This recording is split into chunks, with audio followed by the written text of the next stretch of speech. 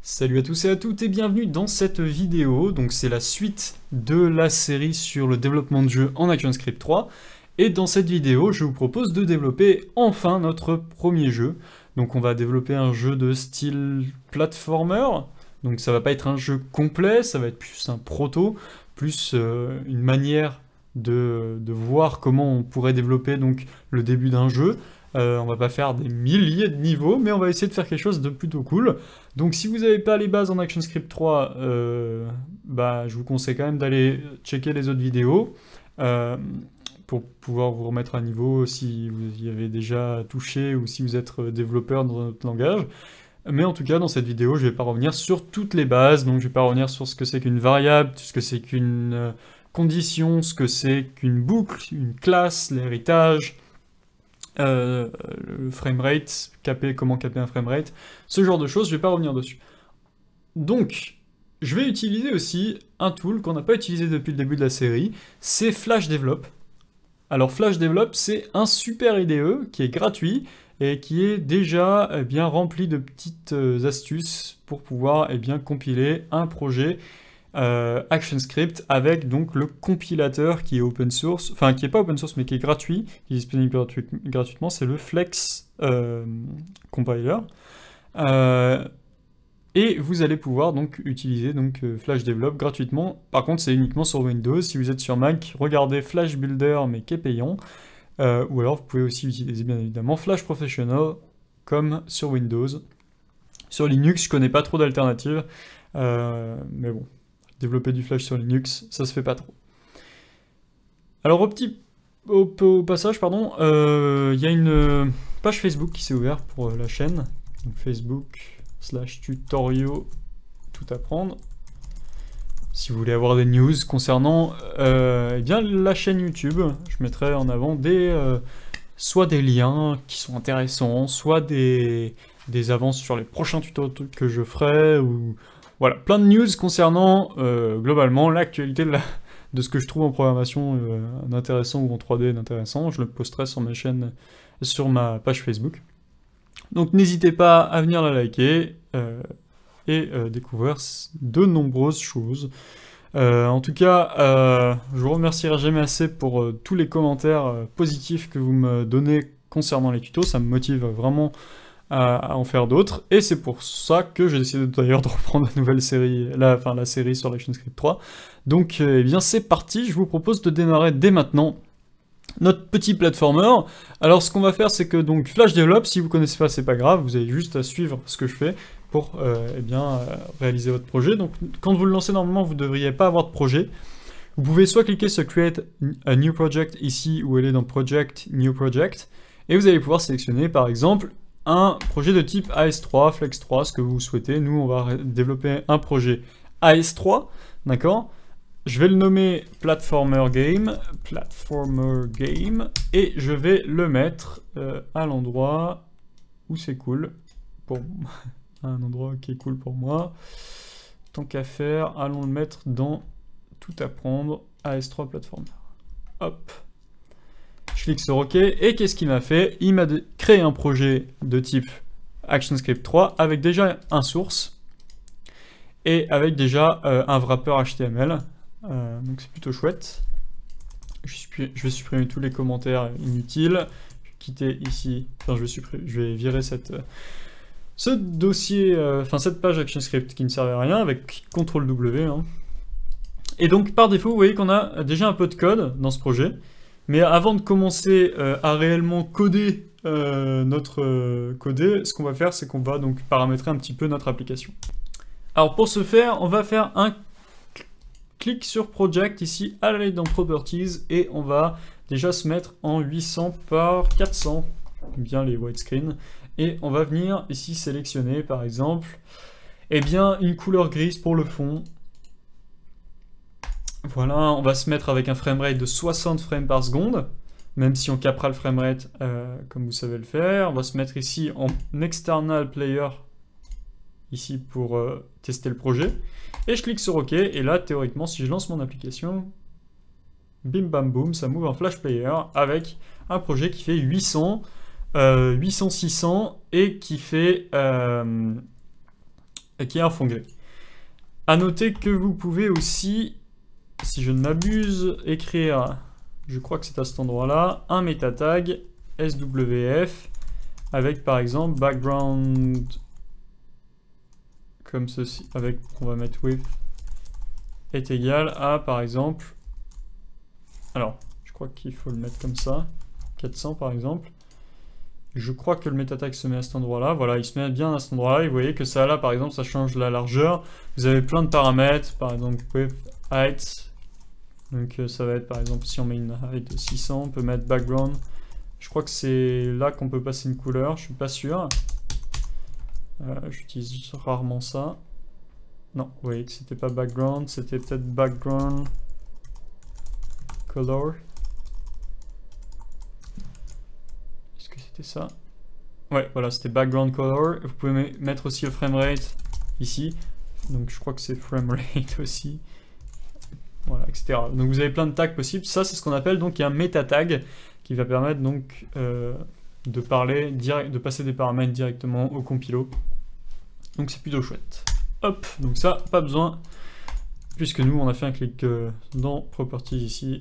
C'était nos paramètres, c'est plus rapide. Donc par défaut d'ailleurs, il nous a créé une petite classe qui est donc la classe document, comme on le sait tout simplement parce qu'elle a une flèche verte ici dans l'explorateur. Vous voyez qu'en faisant un clic droit, on voit aussi le document class ici. Et donc cette classe par défaut, vous remarquez qu'elle a un peu de code. Alors le code, il est assez simple à comprendre. C'est donc dans le constructeur ici, d'ailleurs donc c'est une classe qui est en sprite. Dans le constructeur ici, qu'est-ce qu'on a? On a stage. Si l'objet stage existe, à ce moment-là, on peut directement appeler la méthode init, d'accord? Sinon, ce qu'on va faire, c'est qu'on va ajouter un écouteur d'événements qui va attendre que notre classe, ici, soit ajoutée à la scène. Dès qu'elle est ajoutée sur la scène, à ce moment-là, on peut appeler la méthode init. Vous remarquez ici qu'on passe un event qui est nul. Et qu'est-ce qu'on fait à l'intérieur de init? Tout simplement, on remove l'écouteur d'événements qu'on a créé ici pour éviter d'avoir un écouteur d'événements qui traîne dans le vent. En général, quand on ajoute un écouteur d'événements, on le vire avec remove event listener et avec les mêmes paramètres. Donc c'est bien à cet endroit-là, comme vous le voyez, c'est marqué en commentaire, entry point, c'est bien à cet endroit-là que notre programme démarre. Donc pour faire un simple test, ce qu'on va faire, c'est qu'on va créer une autre classe, donc source add new class, et cette classe on va l'appeler player. Et elle va étendre sprite aussi. Alors sprite c'est un display object, hein, comme vous le savez, c'est un objet qui peut être affiché dans la liste d'affichage. Et par contre, il n'est pas animé, donc le sprite n'est pas animé. C'est donc un movie clip sans le côté animation. Nous on va faire un platformer avec des formes simples, on va pas se prendre la tête sur l'aspect graphisme et tout. Là on est vraiment sur du gameplay. Donc c'est ça qui est le plus intéressant dans notre cas. Donc là j'étends la classe donc sprite en mettant ici base class et je vais cliquer tout simplement sur OK. Et boum, qu'est-ce qu'il fait? Il me crée des tas de tags, enfin des tas de commentaires qui servent à rien, mais surtout il me crée ma classe qui étant bien sprite avec son constructeur. Et ici on appelle bon ça c'est par défaut Flash Develop le fait, il appelle le constructeur de la classe étendue. Donc là en l'occurrence il appelle le constructeur de sprite. On peut le laisser, ça fait pas de mal. Il n'y a pas de souci et c'est plus au moins on sait qu'on étend une classe et qu'on appelle bien son constructeur. Donc du coup, ce que je vais faire, c'est que dans le constructeur, je vais appeler une fonction qui s'appelle init. Cette fonction, notez qu'elle n'existe pas. Donc pour la créer, soit vous pouvez vous la taper comme ceci, blablabla, soit vous pouvez faire ici, en cliquant sur la fonction, CTRL-SHIFT-1 au-dessus des touches AZERTY, et vous pouvez générer la fonction grâce à Flash Develop très rapidement. Donc on peut cliquer par exemple sur Generate Private Function ici, et hop, ça nous génère notre fonction init. C'est très rapide, ça nous évite de taper tout ça. Et du coup, à l'intérieur de cette fonction, qu'est-ce que je peux faire? Je peux appeler l'objet graphics. Graphics, c'est donc l'instance qui provient de Sprite, si je ne m'abuse.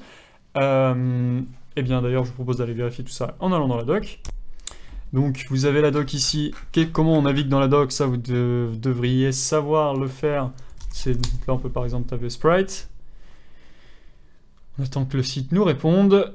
Sprite ActionScript 3 API Reference. On clique dessus. Alors en attendant que ça charge au passage, voilà, ça c'est le site de Flash Develop si vous voulez le télécharger. Vous pouvez aller dans Downloads ici et cliquer sur la release de votre choix. Ça tombe dans un forum, bon, c'est un peu bizarre. Donc du coup, ici, vous avez donc, on revient sur la doc, vous avez donc ici des propriétés publiques. Vous remarquez qu'ici, on a bien ici graphics qui hérite de graphics avec un G majuscule qui est la classe, et graphics est bien ici une instance qui se trouve dans la classe sprite. D'accord? Donc c'est bien ce que je disais, donc du coup, là on accède à graphics, et du coup, qu'est-ce qu'on peut faire? On peut accéder à toutes les méthodes et propriétés publiques de de la classe graphics. Donc du coup, je peux commencer par dire, eh bien, toutes les formes que je vais dessiner, je vais les remplir avec une couleur, donc c'est begin fill, je vais les remplir avec une couleur, et cette couleur, ici, je vais lui passer donc une valeur en hexadécimale, et la valeur en hexadécimale, ça va être tout simplement du noir. Donc 0x, ça veut dire qu'on est en hexadécimale, et ensuite, 6 valeurs, 1, 2, 3, 4, 5, 6, hop, et là, donc je lui dis, je vais remplir toutes les formes avec du noir. Avant de l'oublier, ce que je fais, c'est que à la fin, je mets un end fill. Le end fill, tout simplement, dit maintenant j'arrête de remplir les formes. Et tout ce qui se passe entre le begin et le end fill, eh bien, va être colorié, va être rempli, pardon, en rouge, en noir. Donc du coup, ici, ce que je peux faire, c'est que je peux tout simplement faire un draw rect pour dessiner un rectangle. Je vais le dessiner à la position 0, 0, ce qui sera donc le coin supérieur de mon rectangle. Et ensuite, vous le voyez ici d'ailleurs, Flash Develop nous aide bien et ça c'est super. Il nous dit ensuite c'est width, donc c'est la largeur de notre rectangle. La largeur de notre petit rectangle va être de 30 et sa hauteur va être de 60. D'accord? Du coup, le point de notre rectangle, le point de rotation de notre rectangle sera tout simplement en haut à gauche. D'accord? Si j'avais voulu le faire au centre, j'aurais pu très bien faire ici moins 15 en X, pardon. Et ici, j'aurais pu faire moins 30 en Y. Et là, il serait dessiné avec, au centre. Alors, je vais vous le montrer d'ailleurs. Donc, ce que je vais faire, c'est que je vais retourner ici dans la classe main. Dans la classe main, je vais tout simplement afficher mon magnifique petit player. Donc, je vais en créer une instance. Donc, private var... je vais l'appeler player avec un P minuscule, qui va hériter donc, qui va être de type player ici. On va construire ici notre player à l'intérieur de la fonction init. Player est égal à un nouveau player. Ce player, il va avoir une position x qui va être égale à 0. Bon, enfin, de toute façon, par défaut, il est à 0, 0, vous allez le voir. Donc là, qu'est-ce que je fais? Je fais un add child. Je vais ajouter mon player à la liste d'affichage, et lorsque je lance mon projet, qu'est-ce qui se passe? J'ai bien ici mon player, vous voyez, qui est placé au centre. Et d'ailleurs, quand j'agrandis la fenêtre, vous voyez, on commence à le voir un petit peu plus. Hop. Zoom arrière, non, je peux pas. Mais vous voyez que globalement, il était bien centré par rapport à 0, 0. Donc du coup, ce que je vais faire moi, c'est... Alors là, en fait, j'aimerais bien pouvoir passer par défaut une position initiale. Donc ce que je vais faire, c'est que dans le constructeur, ici, je vais passer ici... initx, inity, qui vont être deux nombres, de number. Je vais les passer ici en paramètre de la fonction init, et je vais les récupérer du coup, init, y, je vais les récupérer ici dans ma fonction init. Je peux les copier ici, et du coup les paramètres que je reçois ici, je peux m'en servir tout simplement pour positionner mon rectangle en faisant, mon objet, pardon, en faisant this.x va être égal à initx et this.y va être égal à initY. Du coup, ici, quand je retourne dans main, si par exemple dans mon player, ici, je lui passe une coordonnée 200x et, admettons, 150 en y, et que je lance mon projet, qu'est-ce qui se passe? Ça m'a bien déplacé correctement mon personnage. Donc là, il a son point d'ancrage qui se trouve à cet endroit-là, ne l'oubliez pas. Moi, ce que je vais faire, c'est que je vais quand même laisser le point d'ancrage tout en haut. Donc je vais revenir sur quelque chose de beaucoup plus sobre.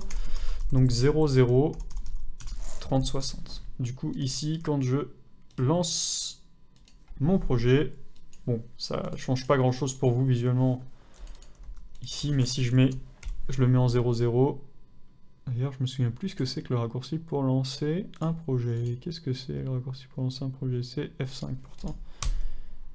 Et quand j'appuie sur F5, il se passe rien. Belle leçon de vie. En tout cas, là, vous voyez, quand je le mets à 0,0, on a bien le point d'ancrage qui se trouve en haut à gauche. Donc là, du coup, on a notre player, mais bon, ce qui nous intéresse, nous, ça va être de le déplacer, ce player. Alors, pour le déplacer, eh bien, vous savez, il va falloir que, eh bien, on utilise ce qu'on appelle une game loop. Une game loop, c'est quoi? C'est tout simplement la boucle du jeu principal. D'accord? C'est imaginer, si je prends une métaphore, par exemple, avec un corps humain.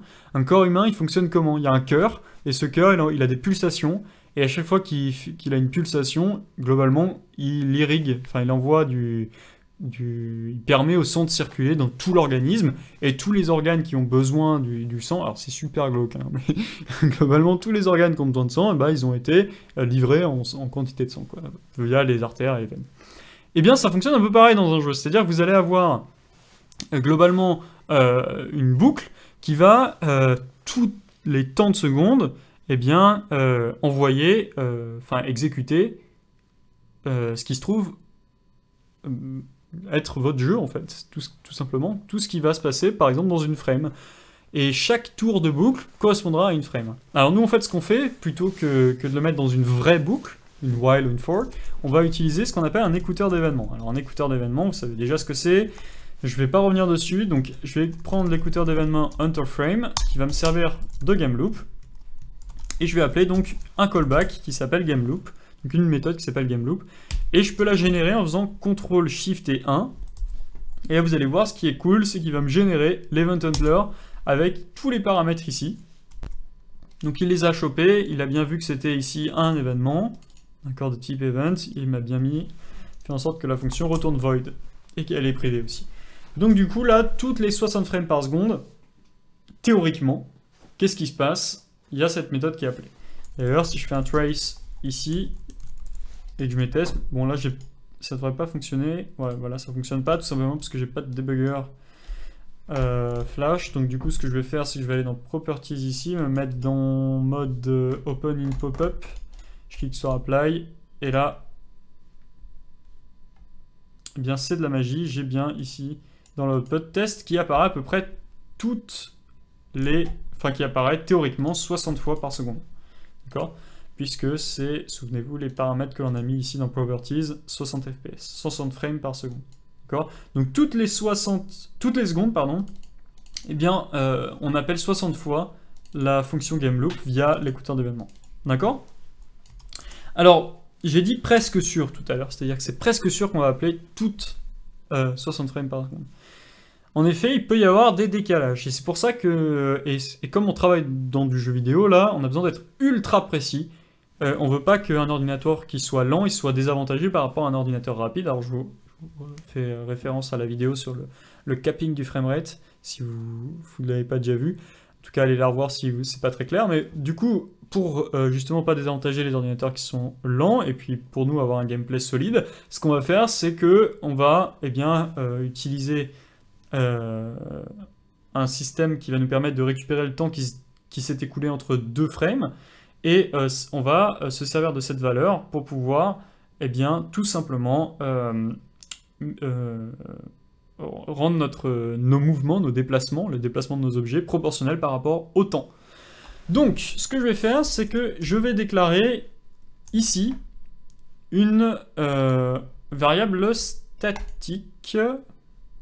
En fait, j'aurais bien renommé ma classe ici main, je vais la renommer en fait, je suis désolé, je vais la renommer game. Yes. Je trouve ça quand même plus sympa d'avoir un game plutôt que main. Et du coup, ce que je vais faire, c'est que je vais déclarer donc une variable statique, d'accord, qui va pas être const du coup, qui va être public, et je vais l'appeler delta time, cette variable, d'accord, et elle va être égale à 0 par défaut. Qu'est-ce que ça veut dire statique? Souvenez-vous, ça veut dire que n'importe où, par exemple que je sois là ou que je sois n'importe où ailleurs, et si elle est publique bien évidemment, je peux accéder à donc game.deltaTime, à la variable donc deltaTime, tout simplement en faisant game. Donc c'est une variable globale par rapport à l'application dans ce cas-là. Donc du coup, cette variable deltaTime, il va falloir qu'on lui précise le nombre de secondes qui se sont écoulées depuis le début du jeu. D'accord? Donc pour ce faire, eh bien, on va importer quelque chose de très intéressant qui s'appelle donc flashutils.getTimer. GetTimer nous permet de récupérer le temps qui s'est écoulé depuis le début de l'application. Donc du coup, ce que je vais faire ici, c'est que je vais me servir d'une variable temporaire que je vais appeler private var. Je vais l'appeler frame time, qui va être, je vais l'appeler last time, pardon, qui va être égal à 0. Pour éviter d'avoir des warnings, je vais quand même mettre ici que c'est des nombres, puis c'est des bonnes habitudes aussi. Donc du coup ici ce que je vais faire c'est que last... alors je vais dire ici déjà dans un premier temps que delta time va être égal à getTimer, c'est-à-dire le temps qui s'est écoulé depuis le début de l'application. D'ailleurs ici vous remarquez que quand je fais getTimer ici, hop, il nous l'indique, flash develop. Donc getTimer moins last time, c'est-à-dire le temps qui s'est écoulé que l'on a enregistré à la dernière, lors de la dernière frame. Et bien, moins last time, tout simplement. Et je vais... Alors, on reviendra un petit peu dessus par la suite. Mais du coup, une fois que j'ai fait cette soustraction, après, je peux faire last time est égal à getTimer. Hop, et là, le tour est joué. C'est-à-dire que maintenant, dans delta time, j'ai le nombre de millisecondes, puisque getTimer envoie des millisecondes. J'ai le nombre de millisecondes qui se sont écoulées depuis la dernière frame. D'accord? C'est-à-dire que si ici, je fais un trace et que je mets ici... frame, je vais mettre pardon delta time et que je le concaténne, vous allez voir qu'en fait ça va me renvoyer un nombre plutôt petit, enfin là qui va être plutôt grand puisqu'il est exprimé en millisecondes, voilà, mais c'est quand même plutôt petit. Donc vous voyez que si je m'arrête, que là j'ai mis par exemple 16 millisecondes entre chaque frame et c'est à peu près, vous voyez, ça tombe à peu près juste, et je dis bien à peu près tout simplement parce que c'est pas tout le temps le cas. Et c'est en ça que Flash n'est pas très juste concernant ce qu'il nous dit au niveau de l'exécution de son framerate. Là, vous pouvez le voir, normalement, si on a 60 frames par seconde, c'est-à-dire que dans une seconde, on exécute à peu près 16... une frame devrait durer à peu près 16 millisecondes. D'accord? C'est tout simplement... 1000 sur 60. Je dis bien à peu près, puisque ça fait entre 16 et 17, 16, 6, quelque chose comme ça. Et du coup, vous voyez, des fois, on a des 45. Donc voilà, c'est en ça que le framerate de Flash n'est pas tout le temps très juste. Donc c'est pour ça que c'est assez important de le garder ici en mémoire, ce delta time. Nous, par contre, ce qu'on va faire, c'est que, bon, on va quand même le diviser par 1000, histoire d'avoir une petite valeur. Et exprimé en secondes et non plus en millisecondes. En général, on s'en sert en millisecondes. Et là, vous allez voir, qu'est-ce qui se passe? Hop, j'ai bien un petit nombre. Et ce petit nombre, je vais pouvoir m'en servir pour multiplier toutes mes valeurs qui doivent être gérées en fonction du temps par... donc, je vais justement pouvoir m'en servir pour multiplier donc toutes les valeurs qui doivent se déplacer en fonction du temps par celle-ci, donc par le delta time. Donc du coup, pour vous donner un exemple, ce qu'on va faire, c'est qu'on va déplacer notre player en x, donc plus égal, ici, ça va être par exemple, on va dire qu'il veut avancer en une seconde, qu'il veut se déplacer de 100 pixels, d'accord? Donc là, ça veut dire que je vais me déplacer de 100 pixels, et je vais multiplier tout ça par delta time. Donc là, qu'est-ce que ça veut dire? Ça veut dire qu'en une seconde, d'accord, je me suis déplacé de 100 pixels. On va faire un test.